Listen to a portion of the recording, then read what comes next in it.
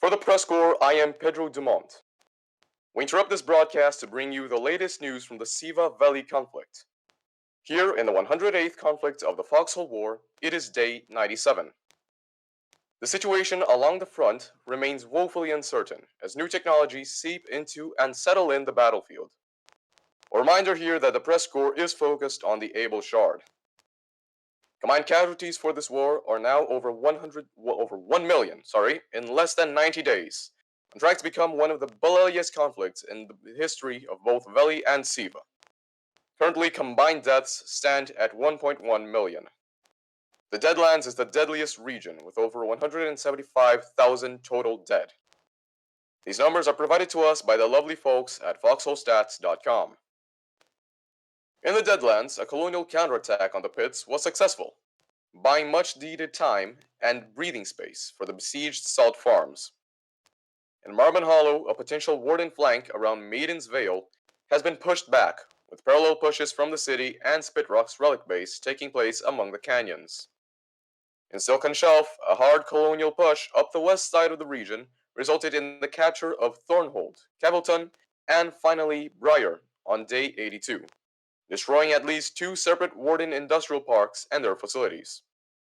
A photo from user King of Ham on Reddit shows a mass of bodies, most of them Warden, piled in the Briar relic base as close quarters combat and grenades fill the frame. We'll post the link to this photo in the Twitch chat shortly. In Westgate, the Wardens maintain their foothold in the north of the region at the Gallows.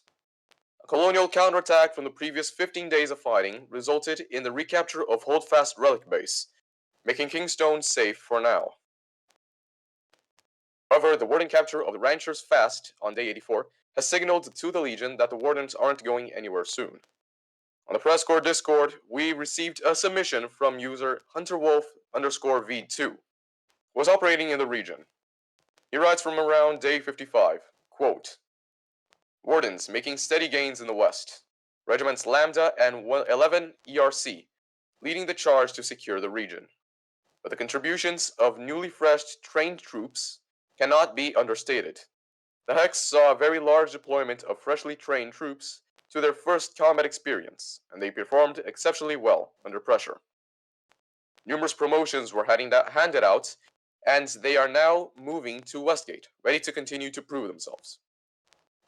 In the Clastra, Colonials have completely locked down the region, taking the 3rd chapter on day 82, hot on the heels of their capture of the Vault just a week prior. Despite significant Warden resistance, with well-built fortifications along the bridges and canyons leading up to the city, the local garrison ultimately proved unable to fend off the incessant colonial attacks, now coming at them from all sides. In Steamer Landing, the situation remains fluid, with colonial forces managing to retake base Ferveret and the Wain, temporarily breaking Warden attempts to encircle them and giving the beleaguered forces some room to breathe and resupply. Nevertheless, Sievish forces have not let up the pressure, attempting to squeeze out the colonial garrison on the island once and for all. On other news, the naval tutorial series by Auraxis continues on YouTube, with the most recent video covering sea-based ordnance. The series can be viewed at youtube.com/Auraxis. A report in the colonial hideout at Silver Relic Base by xRudy2DX on TikTok has racked up 250,000 likes on the platform. We will be sending the link to this report on the Twitch chat as well shortly. Now for the weather. Light rain has been reported in Westgate and Steamer Landing, with mud just beginning to become an issue for infantry off-road, especially in trenches. Early reports of a cold front have started rolling in across the weathered expanse. And blizzard conditions were reported 6 days ago in Silken Shelf, resulting in deadly freezing hazards. Go to PressCorpsGaming.com/weather for the latest weather readings gathered by our volunteer Storm Chaser Corps, and become a Storm Chaser yourself. For the PressCorps, I am Pedro Dumont. Thank you for listening in. On with the show. The PressCorps is an all-volunteer creative collective of reporters, broadcasters, artists, and more from the MMO video game Foxhole, developed by Siege Camp. Our mission is to engross our audience in and amplify the stories of this unique war ecosystem. The PressCorps was founded in 2018 by former Planetside 2 Radio Free Auraxis host, CaptainInArms.